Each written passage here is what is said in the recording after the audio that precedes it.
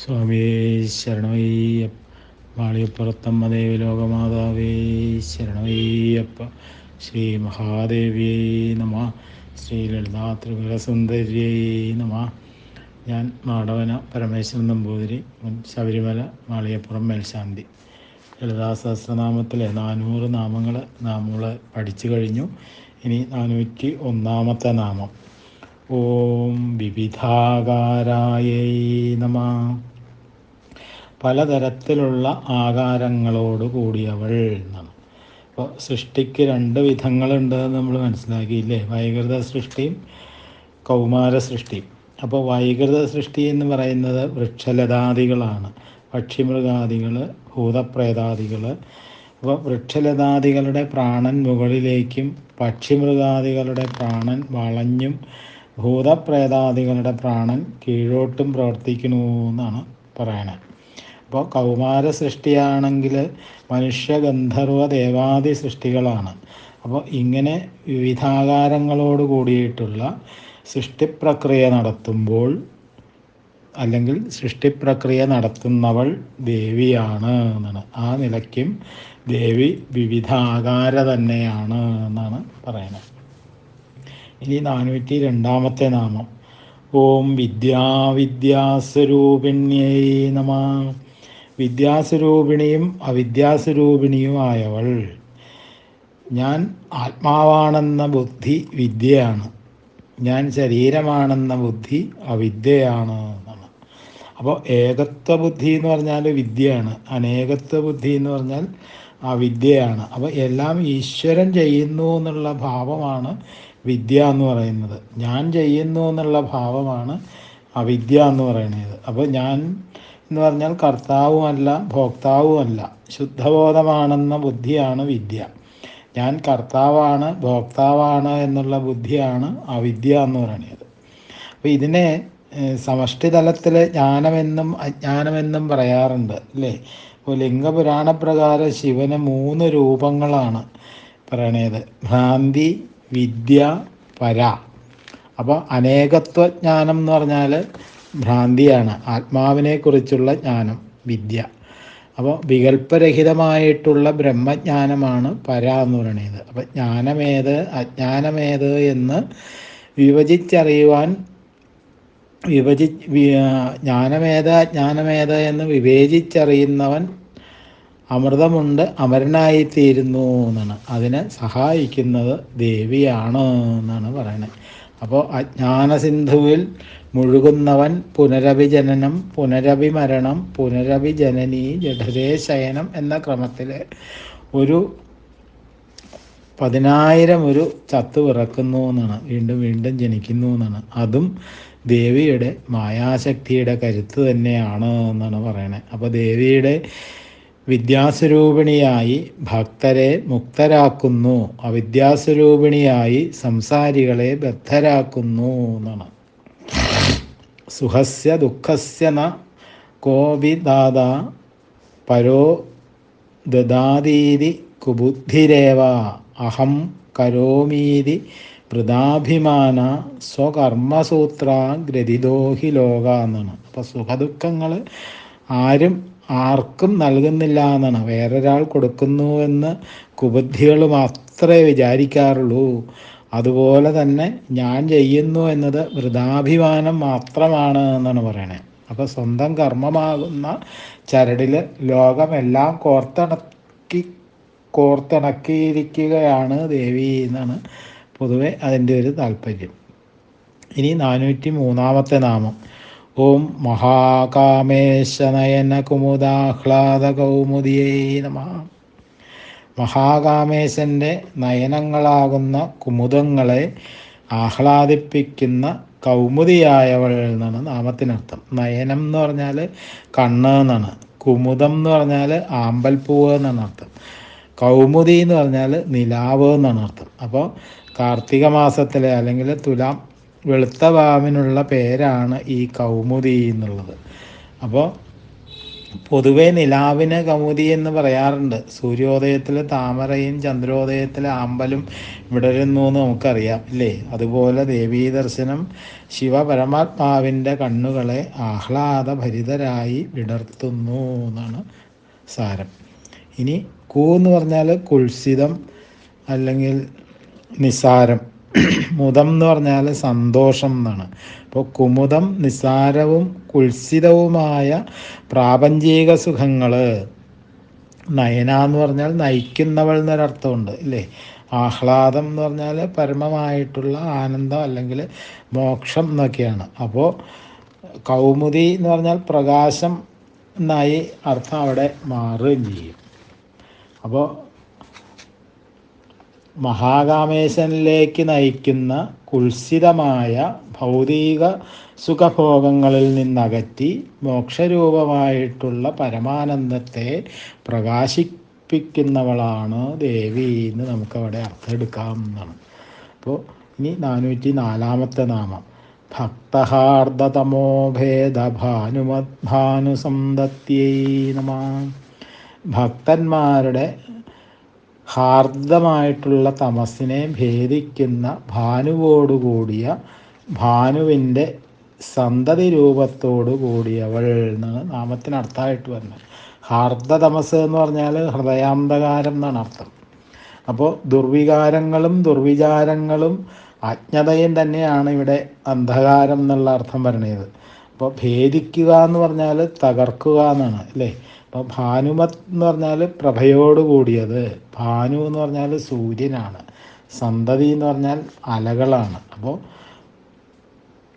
അല്ലെങ്കിൽ തുടർന്ന് നിൽക്കുന്ന പ്രവാഹം എന്നൊക്കെ ഒരർത്ഥമുണ്ട്. അപ്പോൾ ഭക്തന്മാരുടെ ഹൃദയത്തിൽ ഉണ്ടാകാവുന്ന അജ്ഞാനത്തെയും ദുർവിചാരങ്ങളെയും ദുർവികാരങ്ങളെയും അപ്പോഴപ്പോൾ നശിപ്പിക്കുമാറ് വെളിച്ചമൊഴുക്കുന്ന സൂര്യകോടി പ്രഭയോട് കൂടിയവൾ എന്നാണ് നാമത്തിന് ഇവിടെ പൂർണ്ണമായിട്ടുള്ള അർത്ഥമായിട്ട് വരുന്നത്. ഇനി 405 നാമം ഓം ശിവദൂത്യൈ നമഃ. ശിവനെ ദൂതനാക്കിയവൾ എന്നാണ്. ശിവൻ്റെ ദൗത്യം വഹിക്കുന്നവൾ എന്നൊരർത്ഥം പറയാം. അപ്പോൾ ദേവീ മഹാത്മ്യത്തിലെ ഒരു കഥയാണ് ഈ നാമത്തിന് ആധാരം എന്ന് പറയണു.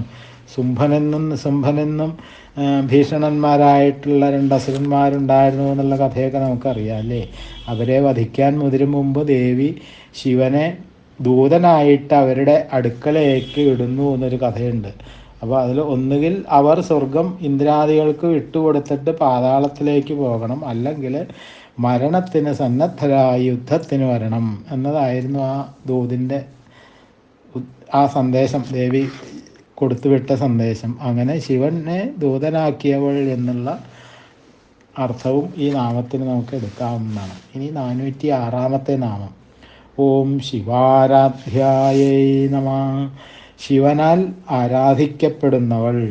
ശിവദൂതി എന്ന മന്ത്രോപാസനയോടാണ് ശിവൻ തപസ്സനുഷ്ഠിച്ചത് എന്നാണ് പറയുന്നത്. അപ്പോൾ ബ്രഹ്മാണ്ഡ പുരാണത്തിലാണ് ഇങ്ങനെ ഒരു പരാമർശം കണ്ടിട്ടുള്ളത്. ശിവോ പ്രിയം സമാരാധ്യ ധ്യാനയോഗബലേന ച ഈശ്വര സർവസിദ്ധീനാം അർത്ഥനാരീശ്വരോ ഭവത്. ശിവൻ പോലും ശിവദൂതി മന്ത്രത്തിൻ്റെ ധ്യാനയോഗ ബലം കൊണ്ട് ആരെ ആരാധിച്ചിട്ടാണോ സകല സിദ്ധികൾക്കും അധീശനും അർത്ഥനാരീശ്വരനുമായി ഭവിച്ചത് ആ ദേവിയാണ് ശിവാരാധ്യ എന്നാണ് ഈ ശ്ലോകത്തിൻ്റെ അർത്ഥം. ഇനി 407 നാമം ഓം ശിവമൂർത്തിയൈ നമഃ. ശിവൻ തന്നെ മൂർത്തിയായവൾ എന്നാണ്. അപ്പോൾ ശിവശക്തി രൂപങ്ങൾ അഭിന്നവും അഭേദ്യവുമാണെന്ന് നമുക്കറിയാം അല്ലേ? ഏകോ രുദ്ര സർവഭൂതേഷു ഗൂഢോ മായാരുദ്ര സകളോ നിഷ്കളശ്ച സയേവ ദേവീന ചതദ്വിഭിന്ന ഹേതത്യജ്ഞാത്വാ ഏവാമൃതത്വം വ്രജന്തീന്ന് ശ്രുതി പ്രമാണത്തിൽ കാണുന്നുണ്ട്. അപ്പം മായാസഹിതനായിട്ടുള്ള രുദ്രൻ സകളനായും നിഷ്കളനായും സർവജീവജാലങ്ങളിലും അഗോചരനായിട്ട് ഭവിക്കുന്നു. അവൻ ദേവിയും ദേവിയിൽ നിന്നും അഭിന്നമാവുന്നു എന്നാണ്. അപ്പോൾ ഇതറിയുന്നവൻ അമൃതത്വത്തെ പ്രാപിക്കുന്നു എന്നാണ്. ശിവം എന്ന് പറഞ്ഞാൽ മോക്ഷം എന്നാണ് അർത്ഥം. അപ്പോൾ ആ നിലയിൽ മോക്ഷസ്വരൂപിണി എന്നുള്ള അർത്ഥവും ഈ നാമത്തിന് നമുക്ക് എടുക്കാം, അല്ലെങ്കിൽ മംഗളസ്വരൂപിണി എന്നും അർത്ഥമെടുക്കാം എന്നാണ്. ഇനി 408 നാമം. ഓം ശിവങ്കരിയേ നമ. ശിവത്തെ ചെയ്യുന്നവൾ എന്നാണ്. ശിവം എന്ന് പറഞ്ഞാൽ സുഖം, മംഗളം, ശുഭം. അപ്പോൾ ഭക്തനെ ശിവനാക്കി തീർക്കുന്നവൾ എന്നൊരർത്ഥം നമുക്ക് എടുക്കാം. അപ്പോൾ എത്ര മഹാപുരുഷന്മാർ, വ്യാസൻ, ജപാലി, അതേപോലെ ശബരി, കനകദാസൻ, കണ്ണപ്പൻ തുടങ്ങിയിട്ടുള്ള എത്ര മഹാത്മാക്കൾ കർമ്മം കൊണ്ടും ഭക്തി കൊണ്ടും ജ്ഞാനം കൊണ്ടും ബ്രഹ്മണ ആരാധ്യരായി തീർന്നു എന്നുള്ള കഥയൊക്കെ നമുക്കറിയാം അല്ലേ. ജന്മനാ ജായതേ ശൂദ്ര കർമ്മണ ജായതേ ദ്വിജ. ദേവീകടാക്ഷം കൊണ്ട് എത്ര തുച്ഛ ജീവിതങ്ങളാണ് ശിവമയമായി ശാശ്വതീകരിക്കപ്പെട്ടിരിക്കുന്നത് എന്നൊക്കെയുള്ള കഥകൾ പുരാണത്തിൽ ധാരാളം നമുക്ക് കാണാനായിട്ട് സാധിക്കും. അങ്ങനെയും ദേവി ശിവങ്കരി തന്നെയാണ് എന്ന് വരണം. 409 നാമമാണ്. ഓം ശിവപ്രിയായേ നമ. ശിവന് പ്രിയപ്പെട്ടവൾ എന്ന പോലെ തന്നെ ശിവൻ പ്രിയപ്പെട്ടവനായത് ആർക്കാണോ അവൾ എന്നും, അങ്ങനെ രണ്ട് രീതിയിലും ഇതിനെ വ്യാഖ്യാനിക്കാവുന്നതാണ്. അപ്പോൾ ശിവങ്ങളെ എന്ന് പറഞ്ഞാൽ നന്മകളെ പ്രിയമാക്കിയവൾ.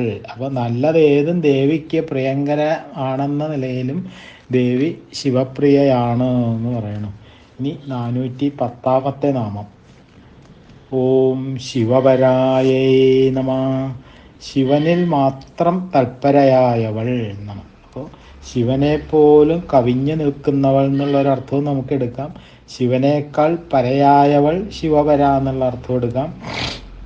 അപ്പോൾ ശിവൻ ശക്തിക്ക് വിധേയനാണ് എന്ന് നേരത്തെ നമ്മൾ സൂചിപ്പിച്ചു അല്ലേ. ശിവശക്തിയായുക്തോ യതി ഭവതി ശക്തപ്രഭവിതും നചേദേവം ദേവോ നഖലു കുശലസ്പന്ദിതുമപി എന്നുള്ള ആ സൗന്ദര്യലഹരിയിലെ ആ ഒരു ശ്ലോകം അതാണല്ലോ അർത്ഥമാക്കുന്നത്. അപ്പോൾ ആ അർത്ഥത്തിലാണ് ശിവനേക്കാൾ പരയായവൾ, ശ്രേഷ്ഠയായവൾ എന്നുള്ള ഇതിലൂടെ പരിഗണിക്കപ്പെടുന്നത് എന്നാണ്. ഇനി 411 നാമം. ഓം ശിഷ്ടേഷ്ടായേ നമ. ശിഷ്ടന്മാർ ഇഷ്ടപ്പെടുന്നവൾ എന്നാണ്. അപ്പോൾ ഉപാസകന്മാർക്ക് ഇഷ്ടദേവതയായവൾ എന്ന് പറയാം, ശിഷ്ടജനങ്ങളെ ഇഷ്ടപ്പെടുന്നവൾ എന്ന് പറയാം. ശിഷ്ടം എന്ന് പറഞ്ഞാൽ വേദവിഹിതങ്ങളായിട്ടുള്ള പൂജാതി ആരാധനാക്രമങ്ങൾ നിഷ്കാമമായിട്ട് വിഹിത കർമ്മങ്ങൾ അനുഷ്ഠിക്കുന്നവരാണ് ശിഷ്ടന്മാർ ഇല്ലേ. അവർക്ക് പ്രിയപ്പെട്ടവളാണ് ദേവി എന്നാണ്. ഇനി വസിഷ്ഠസൂത്രം അനുസരിച്ച് കർമ്മജ്ഞാനേന്ദ്രിയങ്ങളെ അടക്കിയവരും വിധിപ്രകാരം വേദം പഠിച്ചവരും അതിൽ നിന്ന് പ്രചോദനം ഉൾക്കൊള്ളുന്നവരും ബ്രഹ്മോപാസകന്മാരാണ് ശിഷ്ടന്മാർന്ന് വസിഷ്ഠസൂത്രം പറയണം. ഇനി 412 നാമം. ഓം ശിഷ്ടപൂജിതായേ നമ. ശിഷ്ടന്മാരാൽ സദാ പൂജിക്കപ്പെടുന്നവൾ എന്നാണ്. അപ്പോൾ സദ്വികാരങ്ങളും സാത്വിക ഭാവങ്ങളും ജന്മവാസനയോട് ബന്ധപ്പെട്ടാണ് ഇരിക്കുന്നത് അല്ലേ. അപ്പോൾ ആകസ്മികമായിട്ട് ജീവിത പരിവർത്തനം വന്ന് സന്മാർഗനിഷ്ഠന്മാരാകുന്നവരും ധാരാളമുണ്ട്. അവിടെയും പൂർവാർജിത സംസ്കാരം മറഞ്ഞു കിടന്നിരിക്കണം എന്നാണ് പറയണത്. അത് ഗീതയിലൂടെ ഭഗവാൻ പറയണമുണ്ടല്ലോ. മനുഷ്യാണാം സഹസ്രേഷു കശ്ചിത് യതതി സിദ്ധയേ യതതാം അഭിസിദ്ധാനാം കശ്ചിന്മാം വേത്തി തത്വതാന്ന് 7ാം അധ്യായത്തിൽ ഭഗവാൻ പറയുന്നുണ്ട്. അപ്പോൾ 1000ങ്ങളിൽ ഒരുവന് മാത്രമേ ആധ്യാത്മികമായിട്ടുള്ള വിഷയങ്ങളിൽ ആഭിമുഖ്യമുണ്ടാവൂ. അവരിൽ 1000ങ്ങളിൽ ഒരാൾക്ക് മാത്രമേ ആ വഴിക്ക് പ്രയത്നമുണ്ടാവുകയുള്ളൂ. അങ്ങനെ പ്രയത്നിക്കുന്ന 1000ങ്ങളിൽ ഒരുവനായിരിക്കും സത്യത്തെ പ്രത്യക്ഷീകരിക്കുക. അങ്ങനെ ആധ്യാത്മിക മാർഗത്തിൽ പ്രയത്നിക്കുന്നവരാണ് ശിഷ്ടന്മാർ. അവരാൽ നിരന്തരം ആരാധിക്കപ്പെടുന്നവളാണ് ദേവി എന്നാണ് അർത്ഥം. ഇനി 413 നാമം. ഓം അപ്രമേയായേ നമ. പഞ്ചേന്ദ്രിയങ്ങളാൽ ഒരിക്കലും അളക്കാൻ കഴിയാത്തവൾ എന്നാണ്. ആ എന്ന് പറഞ്ഞാൽ ബ്രഹ്മ, വിഷ്ണു, മഹേന്ദ്രാദികളാണ്. അപ്പോൾ പ്രമേയ എന്ന് പറഞ്ഞാൽ അറിയപ്പെടുന്നവൾ എന്നാണ്. അപ്പോൾ ബ്രഹ്മ, വിഷ്ണു, മഹേന്ദ്രാദികളാൽ അറിയപ്പെടുന്നവൾ എന്നൊരർത്ഥം എടുക്കാം. അപ്പ് അധികം രമേയ എന്ന് പറഞ്ഞാൽ അപ്രമേയ. അപ്പ് എന്ന് പറഞ്ഞാൽ ജലമാണ്. രമേയ എന്ന് പറഞ്ഞാൽ രമിക്കാൻ യോഗ്യയായവൾ എന്നാണ്. അപ്പോൾ ജലത്തിലും രമിക്കപ്പെടുന്നവൾ എന്നൊരർത്ഥം വരുന്നു. അപ്പോൾ ഗംഗ, യമുന തുടങ്ങിയ നദീതടങ്ങളിൽ വസിക്കുന്നവൾ എന്നും ആ രീതിയിൽ നമുക്കിതിനെ അർത്ഥമായിട്ട് എടുക്കാവുന്നതാണ് അല്ലേ. ഗംഗേജ യമുനേ ജൈവ ഗോദാവരി സരസ്വതി നർമ്മദേ സിന്ധു കാവേരി ജലേസ്മിൻ സന്നിധിം ഗുരു. പ്രഭാതസ്ഥാനത്തിന് മുമ്പ് നമ്മളൊക്കെ ജപിക്കാറുള്ള മന്ത്രമില്ലേ. അപ്പോൾ ആ രീതിയിലും ദേവി അപ്രമേയയാണ് എന്നാണ് മനസ്സിലാക്കേണ്ടത്. ഇനി 414 നാമം. ഓം സ്വപ്രകാശായൈ നമ. സ്വയം പ്രകാശസ്വരൂപിണിയായവൾ എന്നാണ്. തമേവ ഭാന്തമനുഭാതി സർവം തസ്യ ഭാസ സർവമിതം വിഭാതി എന്നാണ്. പ്രകാശിക്കുന്ന അവനെ പിൻപറ്റിയാണ് സർവവും പ്രകാശിക്കുന്നത്. അവൻ്റെ പ്രകാശം കൊണ്ടാണ് ഇത് സർവവും പ്രകാശിക്കുന്നത് എന്ന് കഠോപനിഷത്തിൽ പറയുന്നു. അപ്പോൾ ബ്രഹ്മം തന്നെയാണ് ദേവി. അപ്പോൾ ഈ പദത്തെ പലതായിട്ട് നമുക്ക് വിഘടിപ്പിക്കാനായിട്ട് സാധിക്കും. വിഘടിപ്പിച്ച് നോക്കുമ്പോൾ അർത്ഥങ്ങൾ എങ്ങനെ ആണ് വരുന്നത് എന്ന് നമുക്കൊന്ന് നോക്കാം. സു അധികം അപ്പ് അധികം ര അധികം ക അധികം ശ. സ്വപ്രകാശ. സു എന്ന് പറഞ്ഞാൽ നന്നായിട്ട് അല്ലെങ്കിൽ ശോഭനമായിട്ട്. അപ്പ് അധികം ജലം എന്ന് പറഞ്ഞാൽ ര അഗ്നി. അപ്പോൾ പ്രകാശം. കാശ കാശ എന്ന് പറഞ്ഞാൽ ശോഭിക്കുന്നവളാണ്. അപ്പോൾ ജലത്തിലും അഗ്നിയിലും നന്നായിട്ട് പ്രശോഭിക്കുന്നവൾ. വെള്ളവും തീയുമാണല്ലോ ജീവിതത്തിൻ്റെ അടിസ്ഥാന ശക്തികൾ തന്നെ. ആ അർത്ഥത്തിലും ദേവി സ്വപ്രകാശയാണ് എന്നാണ്. ഇനി 415 നാമം. ഓം മനോവാചാമഗോചരായൈ നമഃ. മനസ്സിനോ വാക്കിനോ വിഷയമാകാത്തവൾ എന്നാണ്. മനസ്സും വാക്കുമാണ് അറിവിൻ്റെ രണ്ട് മുഖ്യോപായങ്ങൾ അല്ലേ. 10 പേര് ഒന്നിച്ച് 6 കിടന്ന് അക്കരെ എത്തി ആളെണ്ണി നോക്കിയപ്പോൾ 9 പേരേ ഉള്ളൂ എന്നാണ്. എണ്ണിയവരാരും എണ്ണിയവനെ കൂട്ടിയില്ല. അപ്പോൾ ഒരാൾ പറഞ്ഞു ദശമേ തുമസി, 10ാമൻ താൻ തന്നെ എന്ന്. അപ്പോൾ വാക്കുകൊണ്ട് അറിവുണ്ടാകുന്നതിനുള്ള പ്രസിദ്ധ ആയിട്ടുള്ളൊരു ഉദാഹരണമാണിത് അല്ലേ. അപ്പോൾ കണ്ണും കാതും കാലും എത്താത്ത ദൂരങ്ങളിലെ യഥാർത്ഥമായിട്ടുള്ള അറിവുണ്ടാകുന്നതും ആപ്തന്മാരുടെ വാക്കുകളിലൂടെയാണ് എന്ന് നമുക്ക് മനസ്സിലാക്കാം. അപ്പോൾ ഇനി മറ്റൊരു ഉപാധി എന്ന് പറഞ്ഞാൽ മനസ്സാണ്. അപ്പോൾ കേട്ടറിഞ്ഞും വായിച്ചറിഞ്ഞതുമായിട്ടുള്ള കാര്യങ്ങളെ മനസ്സ് അപഗ്രഥിച്ച് ആവർത്തിച്ച് ചിന്തിച്ചാണ് പുതിയ പുതിയ അറിവുകൾ രൂപപ്പെടുന്നത് അല്ലേ. ആ ഉപാധികളൊന്നും ദേവിയെ ഉൾക്കൊള്ളാൻ പര്യാപ്തമല്ല എന്നാണ് ശ്രുതി പറയണത്. ശ്രുതിവാക്യം പറയുന്നത് യഥോ വാചോ നിവർത്തന്തേ അപ്രാപ്യ മനസാ സഹ എന്നാണ്. തൈത്തിരീയോപനിഷത്തിലാണ് അങ്ങനെ പറയുന്നത്. അപ്പോൾ യാതൊരിടത്തു നിന്നാണോ മനസ്സിനോടൊത്ത് വാക്ക് പിന്മാറുന്നത് അവിടമാണ് അല്ലെങ്കിൽ അതാണ് പരമാർത്ഥ സത്തയാകുന്ന ബ്രഹ്മം.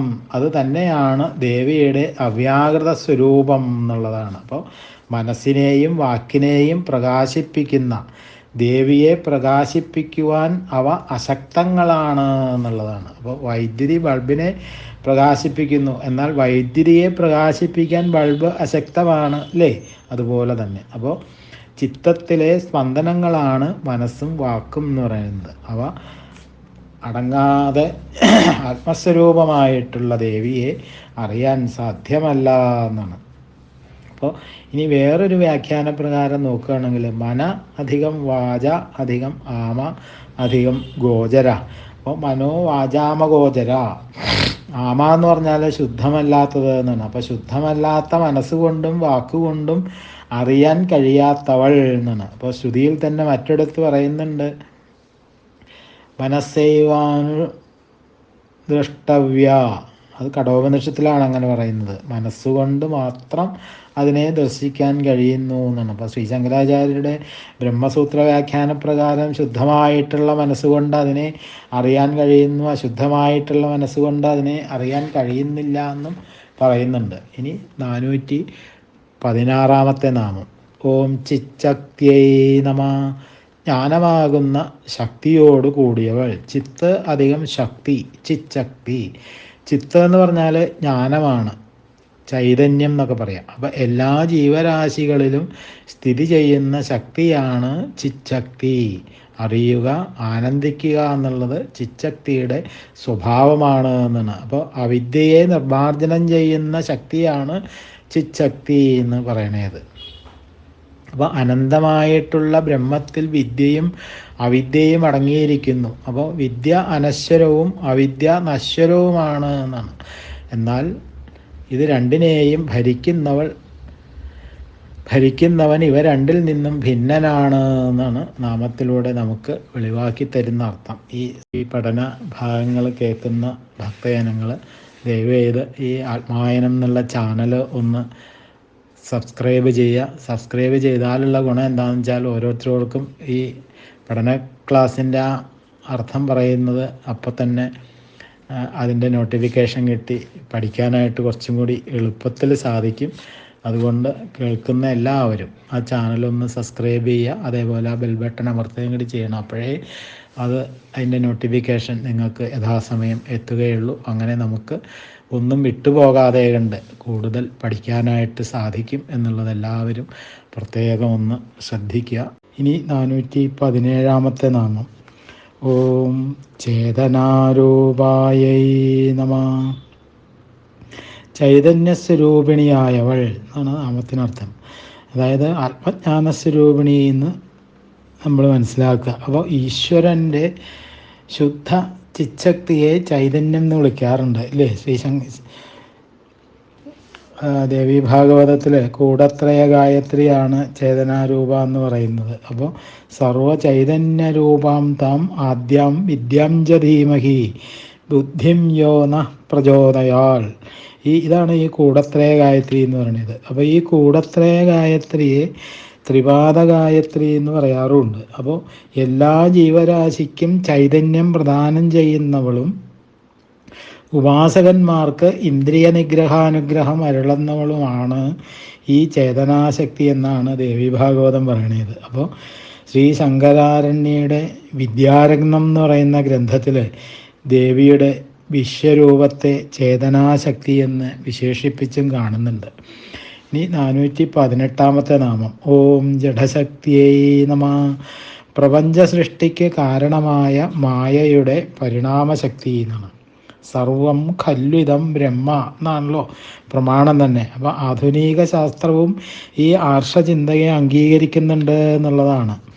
അപ്പോൾ ആൽബർട്ട് ഐൻസ്റ്റീൻ പറയാറുണ്ട്, അല്ലെങ്കിൽ പറഞ്ഞിട്ടുണ്ട്, ഊർജത്തെ ഒരിക്കലും സൃഷ്ടിക്കുവാനോ നശിപ്പിക്കുവാനോ സാധ്യമല്ല, അതിനെ ഒരു രൂപത്തിൽ നിന്നും മറ്റൊരു രൂപത്തിലേക്ക് പരിവർത്തനം ചെയ്യിക്കാം, അത്ര മാത്രമേ സാധിക്കുകയുള്ളൂ എന്ന് ഐൻസ്റ്റീൻ പറഞ്ഞിട്ടുണ്ട്.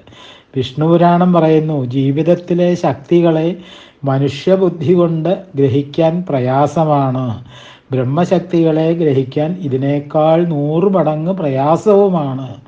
അഗ്നിയുടെ ചൂടെന്ന പോലെ തന്നെ ഇവ ബ്രഹ്മത്തിലടങ്ങിയിരിക്കണു എന്നുള്ളതാണ്. അപ്പോൾ പ്രപഞ്ചത്തിൻ്റെ നിമിത്ത കാരണമാണ് ബ്രഹ്മം എന്ന് പറയണത്. അപ്പോൾ സൃഷ്ടിശക്തികളാകട്ടെ ഉൽപാദന കാരണവും. അപ്പോൾ ഉപദാന കാരണമായിട്ടുള്ള ശക്തികൾ നിമിത്ത കാരണമായ ബ്രഹ്മത്തെ ആശ്രയിക്കുന്നു എന്നാണ് ഇവിടെ നമ്മൾ മനസ്സിലാക്കേണ്ടത്. ഇനി 419 നാമം. ഓം ജഡാത്മികായൈ നമഃ. ജഡപ്രപഞ്ചമായി പ്രത്യക്ഷപ്പെടുന്നവൾ എന്നാണ്. ജഡപ്രപഞ്ചമായി പ്രപഞ്ചാകാരേണ വർത്തിക്കുന്ന മായാസ്വരൂപിണിയാണ് ദേവി എന്ന് നമുക്കതിലൂടെ മനസ്സിലാക്കാം എന്നുള്ളതാണ്. ഈ 420 നാമം. ഓം ഗായത്രിയൈ നമഃ. ഗായത്രി മന്ത്രത്തിൻ്റെ സ്വരൂപത്തോട് കൂടിയവൾ എന്നാണ്. ഗായത്രി ഛന്ദസാമഹം. ഛന്ദസ്സുകളിൽ ഞാൻ ഗായത്രിയാകുന്നു എന്ന് ശ്രീകൃഷ്ണ പരമാത്മാവ് ഭഗവത്ഗീതയിൽ പറയുന്നില്ലേ? ആ ഗായത്രിയും ദേവി തന്നെയാണ് എന്നാണ്. ഗായന്തം ത്രായതേ ഇത് ഗായത്രി. ഗാനം ചെയ്യുന്നവരെ രക്ഷിക്കുന്നതാണ് ഗായത്രി. അപ്പോൾ ദേവിയുടെ തിരുനാമങ്ങൾ ഗായത്രി സമാനങ്ങൾ തന്നെയാണ് എന്നാണ് അതിൽ നിന്ന് അർത്ഥമായിട്ട് പറഞ്ഞത്. ഇനി പ്രഭാതസ്നാന ശേഷം വേദമാതാവായ എൻ്റെ നാമം ജപിക്കണം, എട്ടെട്ട് അക്ഷരങ്ങളിലായി നിറഞ്ഞു നിൽക്കുന്ന ഞാൻ പ്രപഞ്ചം മുഴുവൻ വ്യാപിച്ചിരിക്കുന്നു എന്ന് ഗായത്രി ദേവി പത്മപുരാണത്തിൽ പറയുന്നുമുണ്ട്. അപ്പോൾ ഗായത്രി മന്ത്രം സർവോത്കൃഷ്ടമാണെന്നാണ് വയ്പ്. മാത്രമല്ല സർവവേദങ്ങളുടെയും മാതാവും ഗായത്രി തന്നെയാകയാൽ ബ്രഹ്മഭഗ്നി എന്നും വേദമാതാവെന്നും ഗായത്രിയെ വാഴ്ത്തുന്നു എന്നാണ്. ഓം ഭൂർഭുവസ്വ തത് സവിതുർവരേണ്യം ഭർഗോ ദേവസ്യ ധീമഹി ധിയോ യോ നഃ പ്രചോദയാൽ എന്നാണ്. അപ്പോൾ ഈ മന്ത്രം ഉച്ചരിക്കുന്നതിൽ ഉദാത്താനുദാത്ത സ്വരിതങ്ങൾ സൂക്ഷിക്കേണ്ടതായിട്ടുണ്ട് എന്നാണ് പറയുന്നത്. അപ്പോൾ ഗുരുമുഖത്ത് നിന്ന് തന്നെ ഇത് കേട്ട് പഠിക്കണം, അല്ലാതെ പുസ്തകത്തിലൊക്കെ നോക്കി കണ്ട് കാണാപ്പാഠം പഠിച്ച് ജപിക്കാൻ പാടില്ല എന്നാണ്. കാരണം അത്രയധികം പ്രാധാന്യമുണ്ട് അതിൻ്റെ സ്വരങ്ങൾക്ക് എന്നുള്ളതാണ്. അപ്പോൾ അല്ലെങ്കിൽ പദം ഉച്ചരിക്കുമ്പോൾ വ്യത്യാസം വരും എന്നുള്ളതാണ്. അപ്പോൾ സൂര്യോദയത്തിന് ശേഷം സൂര്യാസ്തമയത്തിന് മുമ്പാണ് ഗായത്രി ജപിക്കേണ്ടത്. അപ്പോൾ സന്ധ്യ കഴിഞ്ഞാൽ ഗായത്രി ജപിക്കരുത് എന്നൊരു നിഷേധമുണ്ട്. അപ്പോൾ 24 അക്ഷരങ്ങളുള്ള ഒരു വൃത്തവുമാണ് ഗായത്രി. അപ്പോൾ ഗായത്രി ബ്രഹ്മാവിൻ്റെ പത്നിയാണ്. അതിന് ഒരു കഥ തന്നെയുണ്ട്. ഒരിക്കലും ബ്രഹ്മാവ് പുഷ്കരക്ഷേത്രത്തിലെ യാഗകർമ്മങ്ങളിൽ മുഴുകിയിരിക്കുന്ന സമയം ബ്രഹ്മപത്നിയായ സാവിത്രി ലക്ഷ്മി ദേവിയുമായി സല്ലപിച്ചിരിക്കുകയായിരുന്നു. ബ്രഹ്മാവ് യാഗവേദിയിൽ തന്നോടൊപ്പം ഇരിക്കുവാൻ ഭാര്യയെ വിളിച്ചു. അപ്പോൾ സംഭാഷണത്തിൽ മുഴുകിയിരുന്ന സാവിത്രി വരാമെന്ന് പറഞ്ഞതല്ലാതെ ബ്രഹ്മാവിൻ്റെ സമീപത്തേക്ക് പോയില്ല എന്നാണ്. അപ്പോൾ ഇതിൽ ഈർഷ്യാകുലനായിട്ടുള്ള ബ്രഹ്മാവ് ഇന്ദ്രൻ അപ്പോൾ സമ്മാനിച്ച ഇടയകുമാരിയായ ഗായത്രിയെ ഗാന്ധർവവിധി പ്രകാരം പരിണയിച്ച് യാഗവേദിയിൽ തന്നോടൊപ്പം ഇരുത്തി എന്നാണ് ബ്രഹ്മാണ്ഡ പുരാണത്തിലെ കഥയായിട്ട് കാണാൻ സാധിക്കുന്നത്. അപ്പോൾ ധർമ്മലോപം ഭാര്യമാർക്ക് സപത്നീ ദുഃഖമുണ്ടാക്കും എന്നുള്ളതാണ് ഈ കഥയുടെ താല്പര്യം തന്നെ. അപ്പം 4 വേദങ്ങൾക്കും ബീജാപാപം ചെയ്ത് ഗായത്രി മന്ത്രമാകയാലാണ് ഗായത്രി മന്ത്രം വേദമാതാവാണ് എന്ന് പറയണത്. അപ്പോൾ വാൽമീകി രാമായണത്തിലും ദേവി സംഗീത സ്വരൂപിണിയാകയാൽ ഗായത്രി എന്നുള്ളൊരു പരാമർശമുണ്ട്. ഇനി 421 നാമം. ഓം വ്യാഹൃതിയൈ നമഃ. വ്യവഹാരസ്വരൂപിണിയായവൾ. വ്യവഹാരം എന്ന് പറഞ്ഞാൽ സംഭാഷണം, സംഭാഷണ ശക്തിക്ക് അതീശ്വരിയായവൾ. ഭുവ സ്വ മഹ ജന തപ സത്യം ഇവയാണ് വ്യാഹൃതികൾ എന്ന് പറയുന്നത്. അപ്പോൾ ഇവയാൽ ദേവിയെ ആവാഹനം ചെയ്യുക കൊണ്ട് ദേവി വ്യാഹൃതിയാണ്. ഈ വ്യാഹൃതികൾ ബോധമണ്ഡലത്തിൻ്റെ സ്ഥൂല സൂക്ഷ്മതലങ്ങളെ സൂചിപ്പിക്കണു എന്നാണ്. ഭൂ എന്ന് പറഞ്ഞാൽ ഏറ്റവും സ്ഥൂലം, സത്യം എന്ന് പറഞ്ഞാൽ ഏറ്റവും സൂക്ഷ്മവുമാണ്.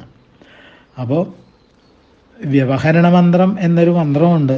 ആ മന്ത്രം ചൊല്ലി ദേവിയെ സ്തുതിക്ക കൊണ്ട് ദേവി വ്യാഹൃതി എന്ന് വിളിക്കപ്പെടുന്നു എന്ന് വായുപുരാണത്തിൽ പറയണമുണ്ട്. അപ്പോൾ ഇതൊക്കെയാണ് ആ നാമത്തിൻ്റെ പ്രത്യേകതകൾ. ഇനി 422 നാമം.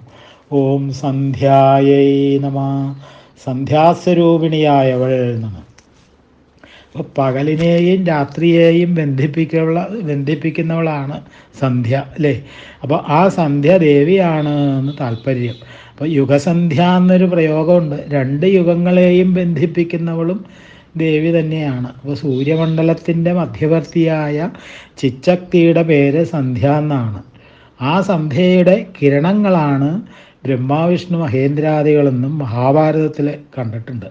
അപ്പോൾ മാധ്വാചാര്യരുടെ പക്ഷം ത്രിസന്ധ്യകളിലും ആരാധിക്കപ്പെടുന്നവളാണ് ദേവി എന്ന കാരണത്താൽ ദേവിയെ സന്ധ്യ എന്ന് വിളിക്കുന്നു എന്നാണ്. അപ്പോൾ ബ്രഹ്മാവ് ധ്യാനനിഷ്ഠനായി ജപനിഷ്ഠനായിരുന്നപ്പോൾ ബ്രഹ്മാവിൻ്റെ മനസ്സിൽ ഉദിച്ചുയർന്ന അലൗകിക സൗന്ദര്യമാണ് സന്ധ്യ എന്ന് കാലികാപുരാണത്തിൽ പ്രകീർത്തിച്ച് കാണുന്നുമുണ്ട്. അപ്പോൾ രേണുകാപുരാണം അനുസരിച്ച് ഇട എന്ന ശക്തി കാളിയും പിങ്കള എന്ന ശക്തി ലക്ഷ്മിയും സുഷുമന എന്ന ശക്തി ഏകവീരനുമാകുന്നു എന്നാണ്. അപ്പോൾ ഈ 3 ശക്തികളും ഏകീഭവിച്ച ശക്തിയെ സന്ധ്യ എന്ന് വിളിക്കുന്നു എന്ന് മറ്റൊരു വാദം. ഇനി ധൗമ്യമാർഗം അനുസരിച്ചിട്ട് 1 വയസ്സുള്ള പെൺകുട്ടിയാണ് സന്ധ്യ എന്ന് പറയുന്നത്. അപ്പോൾ സന്ധ്യ ലാവണ്യത്തിൻ്റെയും പവിത്രതയുടെയും മംഗളത്തിൻ്റെയും പ്രതീകമാണ്. അത് ദേവീ സ്വരൂപം തന്നെയാണ് എന്ന് പറയണു. ഇനി സം അധികം ധ്യ സന്ധ്യ വേണ്ട പോലെ യഥായോഗ്യം ധ്യാനിക്കപ്പെടുന്നവൾ എന്നും സന്ധ്യയെ നമുക്ക് വിശേഷിപ്പിക്കാമെന്നുള്ളതാണ്. അപ്പോൾ ധ്യാനവേളയിൽ ധ്യാതാവ് താനും ചൈതന്യവും ഒന്നാണെന്ന് ഭവിക്കുന്ന മുഹൂർത്തത്തെയും സന്ധ്യ എന്ന് പറയുന്നുണ്ട്. അപ്പോൾ പഞ്ചകോശങ്ങളിൽ അന്നമയകോശം, പ്രാണമയകോശം, മനോമയകോശം, വിജ്ഞാനമയകോശം, ആനന്ദമയകോശം. അപ്പോൾ മനോമയകോശമാണ് സന്ധ്യ എന്നൊരു വ്യാഖ്യാനം കണ്ടിട്ടുമുണ്ട്. അപ്പോൾ സ്മൃതി പറയുന്നത് ഇങ്ങനെയാണ്: സർവ്വതിനും സാക്ഷിയായ ബ്രഹ്മശക്തിയെ ജ്ഞാനികൾ സന്ധ്യ എന്ന് വിളിക്കുന്നു. സന്ധ്യാവേളകളിൽ ബ്രഹ്മസ്വരൂപിണിയായ ദേവിയെ സൂര്യനിൽ ഭാവന ചെയ്തുകൊണ്ട് ഉപാസകർ ധ്യാനിക്കുന്നു എന്നാണ്. ഇനി 423 നാമം. ഓം ദ്വിജവൃന്ദ നിഷേവിതായൈ നമഃ. ദ്വിജവൃന്ദങ്ങളാൽ പരിസേവിക്കപ്പെടുന്നവൾ എന്നാണ്. ദ്വിജൻ എന്ന് പറഞ്ഞാൽ 2 ജന്മമുള്ളവൻ എന്നാണ് അല്ലേ. അപ്പോൾ ജന്മം കൊണ്ട് സകല മനുഷ്യരും ശൂദ്രന്മാരാണ് എന്നാണ് പറയണേ. അപ്പോൾ എന്നാൽ അക്ഷരബ്രഹ്മം ശൂദ്രനെ ദ്വിജനാക്കി മാറ്റുന്നു എന്നുള്ളതാണ്. അപ്പോൾ ഭാരതത്തിൽ മുഖ്യമായ കർമ്മം കൊണ്ടാണ് വർണ്ണം നിശ്ചയിക്കപ്പെട്ടിരിക്കുന്നത് എന്നതിന് വ്യാസൻ തെളിവുമാണ്. എന്നാൽ കാലാന്തരത്തിൽ കുലം വർണ്ണത്തിന് ആധാരമായി ഭവിച്ചു എന്നുള്ളതാണ്. അതോടെ ഭാരതീയ സംസ്കൃതിയുടെ മഹത്വത്തിനും മങ്ങലേറ്റു എന്ന് പറയാതെ വയ്യ. ഇരുട്ട് മാറ്റുകയും ചെയ്തു. അപ്പോൾ കർമ്മം കൊണ്ട് ദ്വിജരായവരാൽ പരിസേവിക്കപ്പെടുന്നവൾ എന്നും നാമത്തിനൊരർത്ഥമുണ്ട്. അപ്പോൾ ദ്വിജസപ്തത്തിന് പല്ല് എന്നൊരർത്ഥമുണ്ട്. അപ്പോൾ ശുദ്ധവിദ്യ തുടങ്ങിയിട്ടുള്ള 32 ദീക്ഷാവിധികളാൽ പ്രാപിക്കപ്പെടേണ്ടവളാണ് എന്ന് നാമത്തിന് നമുക്കൊരർത്ഥം ഗ്രഹിക്കാം എന്നുള്ളതാണ്. അപ്പോൾ ദേവി സന്ധ്യാസ്വരൂപിണിയാകയാൽ ദ്വിജന്മാരാൽ ആരാധിക്കപ്പെടുന്നു എന്ന് രേണുകാപുരാണത്തിൽ പറയുന്നുണ്ട്. അപ്പോൾ ദ്വിജന്മാരാലും ദേവന്മാരാലും മഹാത്മാക്കളാലും ഈ സന്ധ്യ എല്ലായ്പ്പോഴും ഇരിക്കുമ്പോഴും നടക്കുമ്പോഴും കിടക്കുമ്പോഴും ഉണ്ണുമ്പോഴും ഉപാസിക്കപ്പെടേണ്ടതാണ് എന്നാണ് നമ്മൾ അതിൽ നിന്ന് മനസ്സിലാക്കേണ്ടത്. ഇനി വ്യാകൃതി, സന്ധ്യ, ദ്വിജവൃന്ദ, നിഷേവിത ഈ 3 നാമങ്ങൾ ജാഗ്രത്, സ്വപ്ന, സുഷുപ്ത്യാദികളെ കുറിക്കുന്നു എന്നുള്ളതാണ്. അപ്പോൾ വ്യാകൃതി ശബ്ദത്തിൻ്റെ പ്രവർത്തനത്തെ കാണിക്കുന്നു. ഇത് ജാഗ്രസ്ഥാവസ്ഥയെ പ്രതിനിധീകരിക്കുന്നു സന്ധ്യ. അപ്പോൾ ഇത് രണ്ടിൻ്റെയും മധ്യത്തിലാകയാൽ സ്വപ്നാവസ്ഥയെയും ദ്വിജവൃന്ദ നിഷേവിത സുഷുപ്ത്യാവസ്ഥയെയും കുറിക്കുന്നു എന്നാണ്. അപ്പോൾ ദ്വിജ എന്നുള്ള വാക്കിന് പക്ഷിന്ന് അല്ലെങ്കിൽ ജീവന്മാർ എന്നൊക്കെ ഒരർത്ഥമുണ്ട്. അപ്പോൾ പറന്നു കുഴഞ്ഞ പക്ഷി വിശ്രമിക്കാനായി കൂടുകളിൽ ചേക്കേറുന്നത് പോലെ ജാഗ്രത സ്വപ്നാവസ്ഥകൾക്ക് ശേഷം ജീവന്മാർ പരബ്രഹ്മത്തിൽ ലയിക്കുന്നു. ഇതാണ് നിദ്രാവസ്ഥ എന്ന് പറയണത്. അപ്പോൾ ബൃഹദാരണ്യ ഉപനിഷത്തിൽ പറയണു, ആകാശത്തിൽ ദീർഘനേരം പറന്നതിന് ശേഷം പരുന്തും കഴുകനും കൂട്ടിൽ ചേക്കേറുന്നത് പോലെ നിദ്രയാകുന്ന ലക്ഷ്യത്തിലേക്ക് ഈ ജീവന്മാർ കുതിക്കുന്നു. നിദ്രാവലംബനായി അവൻ യാതൊന്നും ആഗ്രഹിക്കുന്നുമില്ല, യാതൊന്നും സ്വപ്നം കാണുന്നുമില്ല എന്നാണ്. അല്ലയോ കുട്ടി, അവിടെ അവൻ ബ്രഹ്മത്തെ പ്രാപിക്കുന്നു എന്ന് ഛാന്ദക്യോപനിഷത്തിലും പറയുന്നുണ്ട്. ഇനി 424 നാമം. ഓം തത്വാസനായൈ നമഃ. തത്വത്തെ ആസനമാക്കിയവൾ അല്ലെങ്കിൽ തത്വത്തിൽ സ്ഥിതി ചെയ്യുന്നവൾ. തത് അധികം ത്വം തത്വം, അത് നീയാകുന്നു എന്നാണ് അതിൻ്റെ അർത്ഥം.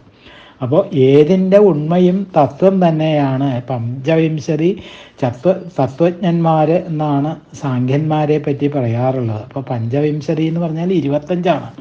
അപ്പോൾ അവയിലൊക്കെ അന്തശക്തിയായി വിലസുന്നവൾ ദേവി തന്നെയാണ്. ഇനി മറ്റൊരു പ്രകാരത്തിൽ പൃഥ്വീതത്വം മുതൽ ശിവതത്വം വരെ ഉൾക്കൊണ്ടിരിക്കുന്നവളാണ് ദേവി എന്നാണ്. അപ്പോൾ ആസനാശബ്ദം നിരസിക്കുന്നവൾ എന്നുള്ള അർത്ഥത്തിലും വരാം അല്ലേ. നിരാസനം എന്ന പദം സുപരിചിതമാണല്ലോ. ആ എന്ന ഉപസർഗം ചേരുമ്പോഴാണ് ആസനം. നീര് എന്ന ഉപസർഗം ചേരുമ്പോൾ നിരാസനം. ഇത് രണ്ടും തമ്മിലുള്ള വ്യത്യാസം. അപ്പോൾ നിരാസനാർത്ഥം എടുക്കുമ്പോൾ സാഖ്യത്തിലെ 24 തത്വങ്ങളെയും പൃഥ്വീതത്വം തുടങ്ങി 35 തത്വങ്ങളെയും നിരസിക്കുന്നവൾ എന്നർത്ഥം ഗ്രഹിക്കാം. അപ്പോൾ സത്യം ഒന്ന് മാത്രമാണ്, അതാണ് ദേവി എന്ന് താല്പര്യം. ഇവിടെ നേതി മാർഗം സ്മരണീയം എന്നാണ്. വേദമാതാവായിട്ടുള്ള ഗായത്രിക്ക് 3 മാനങ്ങളുണ്ട്. സ്ഥൂലരൂപത്തിൽ വ്യാഹൃതി, സൂക്ഷ്മരൂപത്തിൽ സന്ധ്യ, കാരണരൂപത്തിൽ തത്വാസന. അപ്പം ഈ തത്വങ്ങളെല്ലാം ദേവിയുടെ സൃഷ്ടികളാണ്, ദേവിയുടെ ഇരിപ്പിടങ്ങളാണ്. ദേവിയെ പ്രാപിക്കാനുള്ള പടികളാണ് എന്നൊക്കെയാണ് അതിൽ നിന്ന് നമ്മൾ മനസ്സിലാക്കേണ്ടത്. ഇനി അടുത്തത് ഓം തത്വേ നമ. തത്പദത്തിന് ലക്ഷ്യമായിരിക്കുന്നവൾ എന്നാണ്. അപ്പോൾ തത് എന്ന് പറഞ്ഞാൽ പരമ്പൊരുൾ എന്നാണ്, പരമാത്മസ്വരൂപം എന്നാണ്. അപ്പോൾ ബുദ്ധിയിൽ ബ്രഹ്മജ്ഞാന വിഷയമായിട്ടുള്ള അറിവുണ്ടായ ശേഷം ആ ബ്രഹ്മത്തെ സൂചിപ്പിച്ച് പ്രയോഗിക്കുന്ന പദമാണ് തത് എന്നുള്ളത്, അല്ലേ? അപ്പോൾ തത് എന്ന പദം ഒരു സർവനാമമാണ് എന്നാണ്. പരാമർശിക്കപ്പെട്ട ഒരു വസ്തുവിനെ ചൂണ്ടിപ്പറയുന്ന പദമാണ് തത് എന്നുള്ളത്. അപ്പോൾ അറിയപ്പെടുന്ന സർവ വസ്തുക്കളും തത്പദത്തിൽ ഉൾപ്പെടുന്നു എന്നുള്ളതാണ്. എന്തെന്നാൽ എല്ലാ അറിവിൻ്റെയും പിന്നിൽ ബോധസ്വരൂപിണിയായ ദേവിയാണുള്ളത് എന്നുള്ളതാണ് അതിൽ നിന്ന് നമ്മൾ മനസ്സിലാക്കേണ്ടത്. ഇനി ഓം ത്വം, നീ അല്ലെങ്കിൽ അങ്ങ്, താങ്കൾ, ത്വയ്യൈ നമ എന്നാണ് നാമം പറയുമ്പോൾ. ഒന്നിൽ നിന്നും മറ്റൊരു ജീവാത്മാവിനെ വ്യവഹാരത്തിലൂടെ അറിയുന്നത് ഉപാധിഭേദം വെച്ചുകൊണ്ടാണ്, ഇല്ലേ? ഇപ്പോൾ ഉടുമ്പിൻ്റെ ഉടലും ഭിന്ന ഭിന്നം ആണ്. അപ്പോൾ ജീവനാകട്ടെ ഒന്നേ ഒന്നാണ്. അപ്പോൾ ഉപാധിയാണ് ഇവിടെ ഉടലായിട്ട് പറയുന്നത്. അപ്പോൾ നിരുപാധികനായ ജീവനെയാണ് ഇവിടെ നീ എന്ന് പറയുന്നത്. ആ ജീവൻ ദേവി തന്നെയാണ് എന്നാണ്. അപ്പോൾ തത്വമസി എന്ന മഹാവാക്യത്തിൽ കാണുന്ന ജീവാത്മ പരമാത്മ ബന്ധത്തെയാണ് മുൻ നാമത്തിലും ഈ നാമത്തിലുമായിട്ട് ഇവിടെ വെളിവാക്കുന്നത് എന്നുള്ളതാണ്. ഇനി വേദാന്തത്തിലെ മഹാവാക്യങ്ങൾ 4 എന്ന് പറയുന്നു. തത്വമസി, അയമാത്മാ ബ്രഹ്മ, പ്രജ്ഞാനം ബ്രഹ്മ, അഹം ബ്രഹ്മാസ്മി. ഈ ഓരോ വാക്യവും ഓരോ ഉപനിഷത്തിൽ നിന്നുമാണ് എന്നുള്ളതാണ്. ഓരോ ഉപനിഷത്തും ഓരോ വേദത്തോട് ബന്ധപ്പെട്ടു ഇരിക്കുന്നു. അപ്പോൾ ഈ 4 മഹാവാക്യങ്ങൾ 4 വേദത്തോടും ബന്ധപ്പെട്ട് നിൽക്കുന്നു എന്നുള്ളതാണ്. സാമവേദത്തിൻ്റെ ശാഖയായിട്ടുള്ള ഛാന്ദോക്യോപനിഷത്തിൽ പെടുന്നതാണ് തത്വമസി എന്നുള്ളത്. അപ്പോൾ അഥർവവേദത്തിൻ്റെ ശാഖയായിട്ടുള്ള മാണ്ഡുക്യോപനിഷത്തിലാണ് അയമാത്മാ ബ്രഹ്മ. ഋഗ്വേദത്തിലെ ഐതരേയോപനിഷത്തിൽ അന്തർഭവിച്ചിട്ടുള്ള മഹാവാക്യമാണ് പ്രജ്ഞാനം ബ്രഹ്മ. യജുർവേദത്തിൻ്റെ ശാഖയിൽപ്പെട്ടിട്ടുള്ള ബൃഹദാരണ്യകോപനിഷത്തിലെ അഹം ബ്രഹ്മാസ്മി എന്ന് പറയുന്നു. അപ്പോൾ ഈ 4 മഹാവാക്യങ്ങളിൽ പ്രജ്ഞാനം ബ്രഹ്മ നിർവചനവാക്യമെന്നും തത്വമസി ഉപദേശവാക്യമെന്നും അയമാത്മാ ബ്രഹ്മ മനനവാക്യമെന്നും അഹം ബ്രഹ്മാസ്മി എന്നുള്ളത് അനുഭവവാക്യമെന്നും പറയുന്നു എന്നുള്ളതാണ് നമ്മൾ മനസ്സിലാക്കേണ്ടതായിട്ടുള്ളത്. അപ്പോൾ കേൾക്കുക, ചിന്തിക്കുക, അനുഭവതലത്തിൽ ബോധ്യപ്പെടുക, അവിടെയാണ് തത്വചിന്തയുടെ മഹത്വം എന്ന് പറയുന്നത്. അപ്പോൾ ഇനം തിരിക്കുന്നത് ഉടലാണെന്ന് നമ്മൾ നേരത്തെ സൂചിപ്പിച്ചു, അല്ലേ? അപ്പോൾ ജീവൻ പരമാർത്ഥത്തിൽ ഏകമായ ബ്രഹ്മം തന്നെയാണ്. ഒരിക്കലും ഒരു ഭക്തൻ ഒരു പണ്ഡിതനോട് ചോദിച്ചു എന്നാണ്, അല്ലയോ ഗുരുനാഥ, എല്ലാവരിലും ഉൾക്കൊണ്ടിരിക്കുന്ന ആത്മാവ് ഒന്നാണെങ്കിൽ ഒരാൾക്ക് സത്യസാക്ഷാത്കാരം കിട്ടുമ്പോൾ എല്ലാവർക്കും ആ സത്യസാക്ഷാത്കാരം ലഭിക്കേണ്ടതല്ലേ? ന്യായമായിട്ടുള്ള ചോദ്യമാണ്, അല്ലേ? അപ്പോൾ ആ ഗുരുനാഥൻ പറഞ്ഞു, മകനെ, ഈ ഒരു മെയിൻ സ്വിച്ച് ഓൺ ചെയ്താൽ എല്ലാ മുറികളിലും കറണ്ട് എത്തും, ഇല്ലേ? അപ്പോൾ അടുക്കളയിലും ഭൂമുഖത്തും കിടക്കറയിലും ഒക്കെ കറണ്ട് എത്തും. എന്നാൽ മോൻ്റെ മുറിയിൽ വെളിച്ചം വേണമെന്നുണ്ടെങ്കിൽ ആ മുറിയിൽ സ്വിച്ച് ഓൺ ചെയ്യുക തന്നെ വേണം.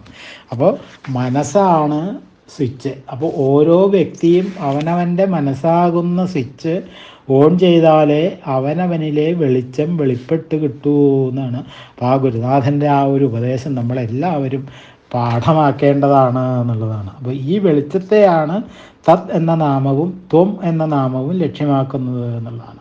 ആ വെളിച്ചമാണ് ദേവി എന്നാണ്. ഇനി മറ്റൊരു പ്രകാരത്തിൽ തത്പദത്തെ നിർഗുണം ബ്രഹ്മമായും ത്വത്പദത്തെ സഗുണബ്രഹ്മമായിട്ടും പറയാം എന്നുള്ളതാണ്. ഇനി 427 നാമം ഓം അയ്യൈ നമ. അല്ലയോ അമ്മേ എന്നാണ് അർത്ഥം. ഐ എന്ന് പറഞ്ഞാൽ സംബോധനയാണ്.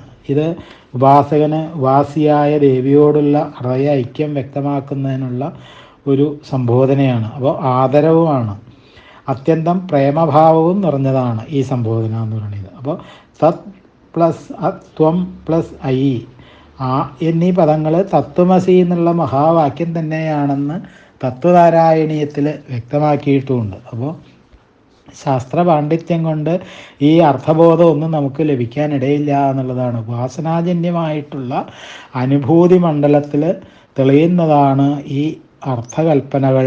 അതുകൊണ്ടാണ് മന്ത്രാക്ഷരങ്ങളും മന്ത്രസങ്കേതങ്ങളും ഗുരുമുഖത്ത് നിന്ന് തന്നെ അഭ്യസിക്കണമെന്ന് ആവർത്തിച്ച് ആചാര്യന്മാർ നിഷ്കർഷിക്കുന്നതിൻ്റെ കാരണവും അത് തന്നെയാണ് എന്നുള്ളതാണ്. ഇതോടുകൂടി ഈ നാമത്തോടുകൂടി ഇന്നത്തെ സർഗം നമുക്കിവിടെ പൂർത്തിയാക്കാം. എല്ലാവരും ഇത് ഒരു പ്രാവശ്യമൊന്നും കേട്ട് കഴിഞ്ഞാൽ ചിലപ്പോൾ ഒരുപക്ഷെ ഒന്നും മനസ്സിലായി എന്ന് വരില്ല. പല പ്രാവശ്യം കേട്ട് മനനം ചെയ്ത് മനസ്സിരുത്തി പഠിച്ചെങ്കിൽ മാത്രമേ നമുക്ക് ചെവിയിലൂടെ കേട്ട് അത് ഹൃദയത്തിലേക്ക് എത്തിക്കാനായിട്ട് സാധിക്കുകയുള്ളൂ എന്നുള്ളത് എല്ലാവരും പ്രത്യേകം മനസ്സിലാക്കുക. അതുകൊണ്ട് വളരെ ഭക്തി പുരസ്സരം തന്നെ അത് പഠിക്കാനായിട്ട് ശ്രമിക്കുകയും വേണം. സ്വാമിയേ ശരണമയ്യപ്പ. മാളിയപ്പുറത്തമ്മ ദേവി ലോകമാതാവേ ശരണമയ്യപ്പ. ശ്രീ മഹാദേവ്യൈ നമ. ശ്രീ ലളിതാ ത്രിപുരസുന്ദര്യൈ നമ. ഓം